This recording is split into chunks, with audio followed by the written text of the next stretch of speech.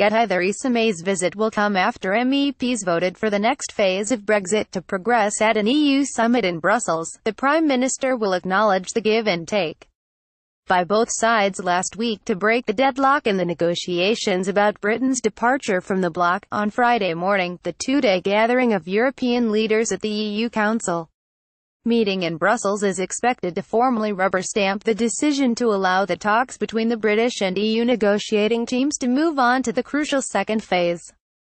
Early in the new year, and over a dinner for the 28 leaders, the Prime Minister is to welcome the progress made so far and express her hopes for reaching a wide-ranging deal setting out a deep and special partnership between Britain and the bloc. A senior government source said she will welcome the recognition that sufficient progress has been made and say she is particularly pleased a fair settlement has been agreed that will guarantee the rights of more than 3 million EU citizens living in the UK and more than 1 million British citizens in Europe so they can go on living their lives as before. GETTYTheresa May is expected to outline hopes for a special relationship between Britain and the EU. She will welcome the recognition that sufficient progress has been made. Senior government source. The source added Mrs. May will acknowledge that reaching the agreement on Phase 1 has required give and take on both sides, but a fair settlement has been achieved. In the early hours of last Friday morning, the Prime Minister and European Commission President Jean-Claude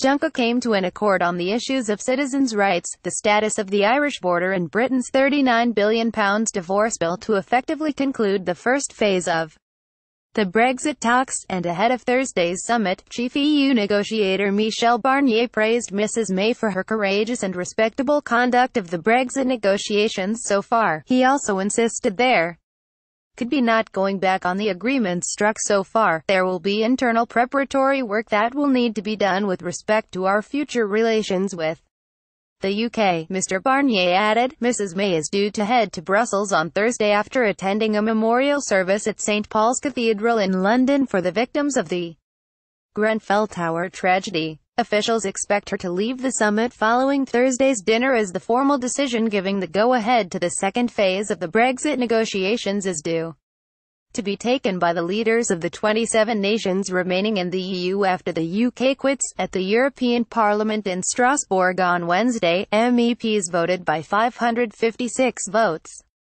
to 62 in favor of negotiations moving on to their second phase, but amid some heated exchanges in the Assembly, UKIP MEP Nigel Farage claimed Mrs. May had given in on virtually everything. In a speech to the Parliament ahead of the vote, the former UKIP leader told MEPs, "I don't think I've ever heard so little criticism of the United Kingdom in this chamber in all my life. I guess that doesn't really take much working out, does it? Theresa the appeaser has given in on virtually everything. We're volunteering to go on paying the membership fee, to accepting all the existing rules, all the new rules. We will effectively, once the transition is granted, have left the European Union at the end of March 2019 in name only."